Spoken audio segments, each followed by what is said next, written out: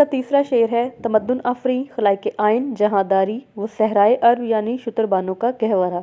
इलामा मोहम्मद इकबाल इस शेर के पस मंज़र में हमें समझाते हैं कि मुसलमानों ने दुनिया को शहरी ज़िंदगी के तौर तरीके बताए, वो आइन फराहम किया जिससे हुक्मरानी के दस्तूर बनते हैं। वो लोग ज़ाहिरी तौर पर सहराए अरब के रहने वाले थे, ऊँट चराने वाले थे, लेकिन वो दुनिया के महज़्ज़ब बनाने वाले थे। अल्लामा मोहम्मद इकबाल के इस शेर से हम ये सबक हासिल कर सकते हैं कि आप सल्लल्लाहु अलैहि वसल्लम ने मिसाक मदीना की सूरत में पहला आइन मुरतब किया, हुज्जतुल विदा के मौका पर पहला आइन लोगों को दिया, जो बनी नौ इंसान के लिए पहला और आखिरी आइन है, जिसके अंदर तमाम इंसानियत की फलाह के राज पोशीदा हैं। बज़ाहिर तो ये लोग सहरा के रहने वाले थे, लेकिन नहायत तहज़ीब याफ्ता थे, क्योंकि उन्होंने आप सल्लल्लाहु अलैहि वसल्लम से फैज़ हासिल किया था। आप सल्लल्लाहु अलैहि वसल्लम गारे हिरा से नूर मुबीन लेकर आए, जिसकी रोशनी घर घर फैल गई। इस सूरत में आप सल्लल्लाहु अलैहि वसल्लम ने लोगों को हदायत और रहनुमाई कुरान पाक से हासिल करने का ज़रिया दिया। आप सल्लल्लाहु अलैहि वसल्लम के अहद में जो लोग दुनिया में आए, उनसे पूरी आलम में इस्लाम का बोलबाला हुआ और दुनिया में इस्लाम की तालीमात फैल गईं। अल फ़िक्र फ़ख्री का रहा शान अमारत में बआब व रंगो खालो ख़त चहाजत रूए ज़ीबारा। इलामा मोहम्मद इकबाल इस शेर में बताते हैं कि मुसलमानों ने हुक्मरानी में इंतहाई कमाल का ज़माना पाया, लेकिन इस अज़मत के बावजूद आजिज़ी उनका फ़ख्र रहा, बिल्कुल इसी तरह कि जिस तरह खूबसूरत चेहरे को ज़ाहरी सजावट की कोई ज़रूरत नहीं होती। इलामा मोहम्मद इकबाल इस शेर में बताते हैं कि मुसलमान उस कौम से ताल्लुक़ रखते हैं, अल्लाह ताला ने उनको वो शान व शौकत अता की थी कि जिनका नाम सुनकर गैर मुस्लिम क़ुव्वतें काँप जाती थी। उनको अपनी शान व शौकत का कभी गरूर नहीं होता था। वो इसको अपना ज़ाती इख्तियार नहीं समझते थे, बल्कि ये समझते थे कि ये अल्लाह ताला की अता करदा नेमत है। आप सल्लल्लाहु अलैहि वसल्लम ने इसके बारे में फ़रमाया था कि मुझे अपनी आजिज़ी पर फ़ख्र है और फ़िक्र मेरी आजिज़ी है। आप सल्लल्लाहु अलैहि वसल्लम की इस हदीस से हम ये सबक हासिल कर सकते हैं कि अब कभी भी गरूर और तकब्बुर जो है वो नहीं करना चाहिए। इसकी बहुत सारी मिसालें जो हैं हमें आप सल्लल्लाहु अलैहि वसल्लम की ज़िंदगी से मिलती हैं।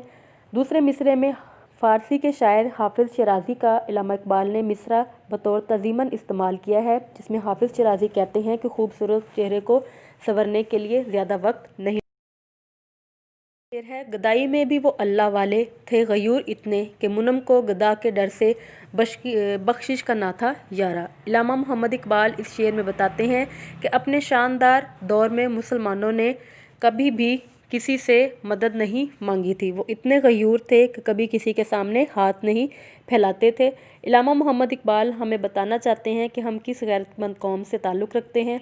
चाहे मुसलमान भूख और अफलास से मर जाएं, लेकिन कभी किसी से मदद ना लें। वो हमेशा जो है अल्लाह ताला पर तवक्कल करते थे। और दूसरे मिसरे में इलामा इकबाल ये बताने की कोशिश करते हैं कि इलामा मोहम्मद इकबाल ने हमें समझाया है कि मुसलमान जो हैं वो इतने अमीर थे, लेकिन वो अपने गरीब साथियों को मदद करने के से डरते थे कि उनके साथी जो हैं वो उनकी मदद से दिल बर्दाश्ता ना हो जाएं, उनकी हौसला शिकनी ना हो, उनकी गैरत को ठेस ना पहुँचे है। अगर चाहूँ तो नक्शा खींचकर अल्फाज में रख दूँ, मगर तख़य्युल से फ़ज़ूं तर है वो नज़ारा। इलामा मोहम्मद इकबाल बताने की हमें कोशिश करते हैं कि अगर मैं चाहूँ तो तुम्हारे आबाओ अजदाद का तसव्वुर तुम्हारी आंखों में पेश कर दूँ, लेकिन तुम्हारे आबाओ अजदाद कितने अजीम थे तुम सोच भी नहीं सकते हो। वो तमाम मनाज़र तुम्हारी सोच से बहुत बुलंद हैं।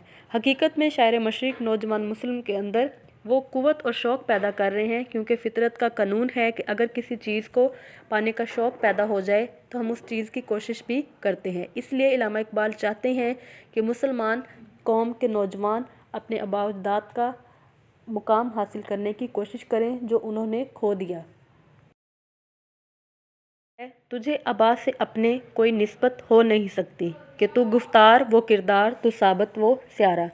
इलामा मोहम्मद इकबाल इस शेर के पस मंज़र में बताते हैं, ए नौजवान मुसलमान, तुझे अपने बुज़ुर्गों से क्या ताल्लुक़ है। تو صرف باتیں کرنا جانتا ہے، وہ عمل کرنے والے تھے۔